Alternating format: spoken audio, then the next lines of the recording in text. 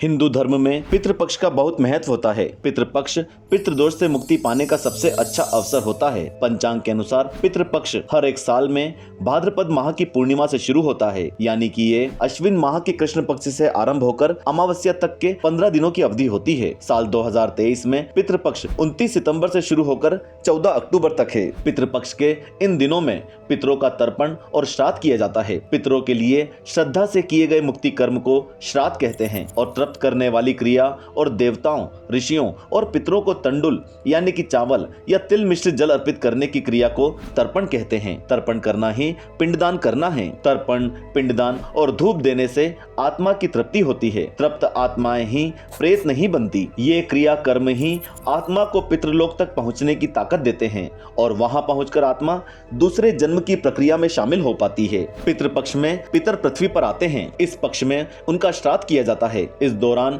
पितरों की मरण तिथि को ही उनका श्राद्ध किया जाता है। सर्व पितृ अमावस्या को कुल के उन लोगों का श्राद्ध किया जाता है जिन्हें हम नहीं जानते हैं। ऐसा करने से पितर प्रसन्न होते हैं और आशीर्वाद प्रदान करते हैं। पितरों के आशीर्वाद से जीवन की सभी परेशानियां दूर हो जाती हैं। इस दिन पूर्वजों के लिए पूजा अर्चना और श्राद्ध करने से पितृदोष से छुटकारा मिलता है। लेकिन यदि पितृ नाराज हो जाते हैं तो कई पीढ़ियों को पितृदोष झेलना पड़ सकता है। मान्यता ये भी है कि यदि किसी व्यक्ति को अपने पितृ के देहांत की तिथि याद ना हो या किसी कारणवश भूल गए हों तो वे लोग अश्विन मास की अमावस्या के दिन अपने पितरों का श्राद्ध कर सकते हैं। पितृपक्ष की सभी तिथियों का महत्व है, लेकिन पितृपक्ष में नवमी श्राद्ध, भरणी श्राद्ध और अमावस्या श्राद्ध की तिथियां सबसे महत्वपूर्ण मानी जाती हैं। लेकिन क्या आप जानते हैं कि क्यों खास है पितृपक्ष? नहीं तो चलिए बताते हैं। धार्मिक मान्यता है कि पितृपक्ष के दिनों में पितरों को याद करना चाहिए और उनकी पूजा पूरे विधि विधान से करना चाहिए, जिससे वे प्रसन्न होते हैं और अपनों को सुखी जीवन का आशीर्वाद देते हैं। साथ ही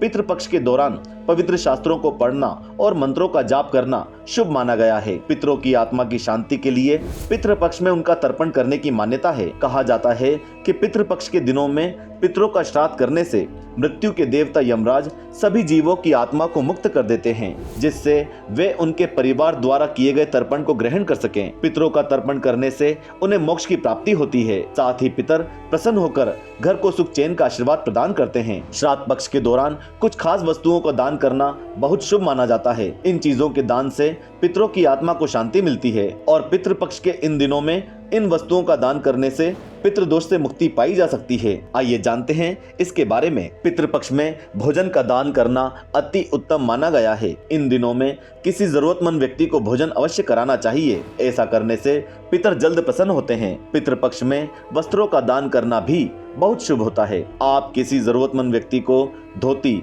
कुर्ता, गमछा या फिर जूते चप्पल भी दान में दे सकते हैं। इन चीजों के दान से पितृदोष के साथ साथ राहु केतु दोष से भी मुक्ति मिलती है। पितृपक्ष के दौरान गौ दान करना भी शुभ फलदायी माना जाता है। इस अवधि में गौदान करने से सारे कुल के पापों का नाश होता है और पितृदोष से भी मुक्ति मिलती है। पितृपक्ष के दौरान काले तिल का विशेष प्रयोग किया जाता है। यदि किसी जरूरतमंद या ब्राह्मण को काले तिल का दान करने से भी पितृ प्रसन्न होते हैं तो शनि देव की कृपा भी बनी रहती है और कई प्रकार के दोषों से मुक्ति मिल जाती है। पितृपक्ष में ब्राह्मणों को भोजन कराने के बाद उन्हें अपने सामर्थ्य के अनुसार दान दक्षिणा देकर ही विदा करना चाहिए। जिन परिजनों की मृत्यु हो जाती है उनकी आत्मा की शांति के लिए सच्ची श्रद्धा से तर्पण किया जाता है। इसे श्राद्ध भी कहा जाता है। पितृपक्ष के इन दिनों में घर की अच्छी तरह से साफ सफाई करनी चाहिए। पितृपक्ष में खाने का एक अंश गाय, कुत्ते और कौवे के लिए जरूर निकालना चाहिए। माना जाता है कि इसके माध्यम से हमारे पूर्वज